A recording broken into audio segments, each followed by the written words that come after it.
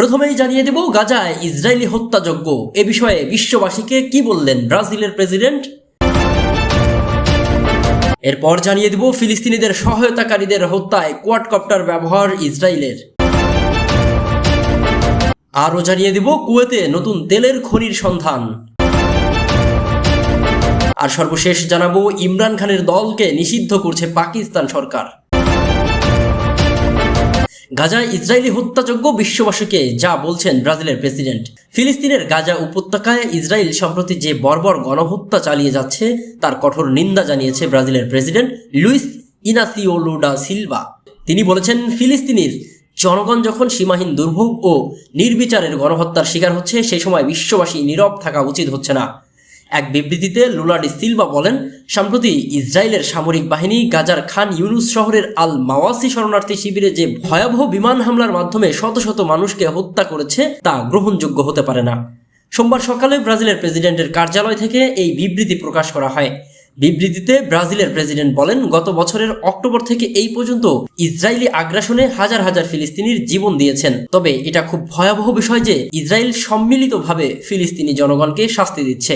Lula da Silva বলেন, গাজার বহু এলাকাকে নিরাপদ অঞ্চল হিসেবে ঘোষণা দিয়ে এখন সেই সব এলাকায়ও হাজার হাজার ফিলিস্তিনিকে হত্যা করছে ইসরায়েলি সরকার। গণতান্ত্রিক বিশ্বের নেতা হিসেবে আমরা এই সীমাহীন হত্যাযজ্ঞের ব্যাপারে চুপ থাকতে পারি না। এর আগে গত ফেব্রুয়ারিতে লুলা ডি সিলভা সুস্পষ্ট করে বলেছিলেন, গাজায় ইসরায়েলি সরকার যা করছে তা কোনো যুদ্ধ নয়, এটা বরং সরাসরি গণহত্যা। এছাড়া চলতি বছর ইথিওপিয়ার রাজধানী আদ্দিস আবায়ায় আফ্রিকান ইউনিয়নের 37তম শিক্ষক সম্মেলনে ডি সিলভা গাজার ঘটনাবলীকে ইসরায়েলের গণহত্যা বলে উল্লেখ করেছিলেন। ব্রাজিলের প্রেসিডেন্ট ইসরায়েল থেকে তাদের দেশের রাষ্ট্রদূতও প্রত্যাহার করে নিয়েছেন ইতোমধ্যে। এদিকে ফিলিস্তিনিদের সহায়তাকারীদের হত্যায় কোয়াডকপ্টার ব্যবহার করছে ইসরায়েল। ইসরায়েলি ক্ষেপণাস্ত্র হামলায় নিহত ও আহতদের সাহায্য করার চেষ্টা করা ফিলিস্তিনিদের টার্গেট করে উপর থেকে গুলি করার জন্য বিশেষ এক ধরনের ড্রোন ব্যবহার করছে ইসরায়েলি বাহিনী। সোমবার 15 জুলাই এক প্রতিবেদনে কাতার ভিত্তিক সংবাদ মাধ্যম আল জাজিরা জানিয়েছে এমন তথ্য। প্রতিবেদনে বলা হয়, গাজায় মানবহীন ইসরায়েলি যান ব্যবহার করার সর্বশেষ উদাহরণ এটি। এই ড্রোনের নাম কোয়াডকপ্টার। মিনি হেলিকপ্টারের মতো দেখতে হলেও যে কোনো মুহূর্তে এক বা একাধিক টার্গেটকে গুলি করে হত্যা করতে সক্ষম এই ড্রোন। চলতি বছরের ফেব্রুয়ারিতে ইউরোমেড হিউম্যান রাইটস মনিটর সতর্ক করেছিল যে ইসরায়েল ক্রমবর্ধমানভাবে কোয়াডকপ্টার ব্যবহার করছে। গাজায় ফিলিস্তিনিদেরকে পরিকল্পিতভাবে হত্যা করার জন্য মেশিনগান ও মিসাইল লাগানো ছোট ছোট ঘাতক ড্রোন হিসেবে বর্ণনা করা হয়েছে এই কোয়াডকপ্টারকে।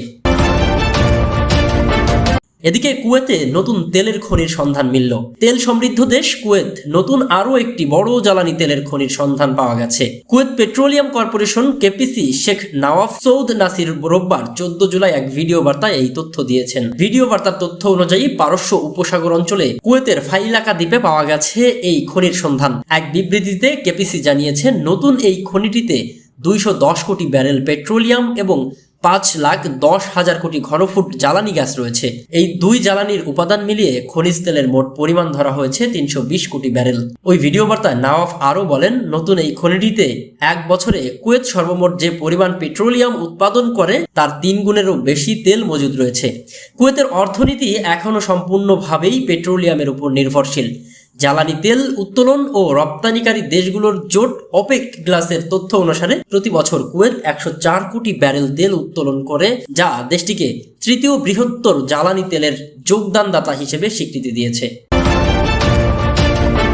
এদিকে ইমরান খানের দলকে নিষিদ্ধ করছে পাকিস্তান সরকার। পাকিস্তানের সাবেক প্রধানমন্ত্রী ইমরান খানের দল পাকিস্তান তেহরিক ই ইনসাফ পিটিআইকে নিষিদ্ধ করতে যাচ্ছে দেশটির সরকার। তাদের দাবি, পিটিআই প্রতিষ্ঠাতা রাষ্ট্রবিরোধী কর্মকাণ্ডে জড়িত ছিলেন। সোমবার পাকিস্তানের তথ্যমন্ত্রী আতাউল্লাহ তারাক এক সংবাদ সম্মেলনে এই ঘোষণা দিয়েছেন। তিনি বলেছেন, দেশকে সামনের দিকে এগিয়ে নিতে হলে পিটিআই এর অস্তিত্ব রাখা যাবে না। তারার বলেন, বিদেশি তহবিল মামলা 9 মে দাঙ্গা এবং সাইফার মামলা পাশাপাশি যুক্তরাষ্ট্রে পাশ করা প্রস্তাবের পরিপ্রেক্ষিতে আমরা বিশ্বাস করি পিটিআইকে নিষিদ্ধ করার মতো যথেষ্ট বিশ্বাসযোগ্য প্রমাণ রয়েছে। তিনি বলেন, আমরা পিটিআই এর ওপর নিষেধাজ্ঞা আরোপ করতে যাচ্ছি। আমরা বিশ্বাস করি সংবিধানের 17 অনুচ্ছেদ সরকারকে রাজনৈতিক দলগুলো নিষিদ্ধ করার অধিকার দেয়। বিষয়টি সুপ্রিম কোর্টে পাঠানো হবে বলেও জানিয়েছেন তথ্যমন্ত্রী।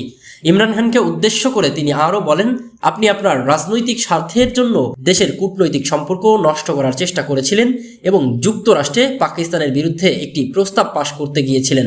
এদিকে এই ঘটনাকে পিটিআইয়ের বিরুদ্ধে নতুন দমনপীড়নের উদাহরণ হিসেবে উল্লেখ করেছেন পাকিস্তানের সংবাদ মাধ্যম ডন। তারা লিখেছে, এই পদক্ষেপ কারাবন্দী সাবেক প্রধানমন্ত্রী ইমরান খানের দল জাতীয় পরিষদে একক বৃহত্তর দল হতে বাধা দেওয়ার প্রচেষ্টা বলে মনে হচ্ছে। পাকিস্তানের সংবিধানের 17/2 অনুচ্ছেদে বলা হয়েছে, সরকারি চাকরিতে না থাকা পাকিস্তানের প্রত্যেক নাগরিকের একটি রাজনৈতিক দল গঠন করা বা সদস্য হওয়ার অধিকার থাকবে, তবে রাষ্ট্রের সার্বভৌমত্ব বা অখণ্ডতার স্বার্থে আইনের মাধ্যমে সেই দলের উপর যুক্তিসঙ্গত বিধি নিষেধ আরোপ করা যাবে। আবার এতে আরো বলা হয়েছে, কোন রাজনৈতিক দল পাকিস্তানের সার্বভৌমত্ব বা অখণ্ডতার জন্য ক্ষতিকর পদ্ধতিতে গঠিত হয়েছে বা এই ধরনের কাজ করছে, কেন্দ্রীয় সরকার এমন ঘোষণা দেওয়ার 15 দিনের মধ্যে বিষয়টি সুপ্রিম কোর্টে পাঠাতে হবে। এক্ষেত্রে সর্বোচ্চ আদালতের সিদ্ধান্তই চূড়ান্ত বলে গণ্য হবে।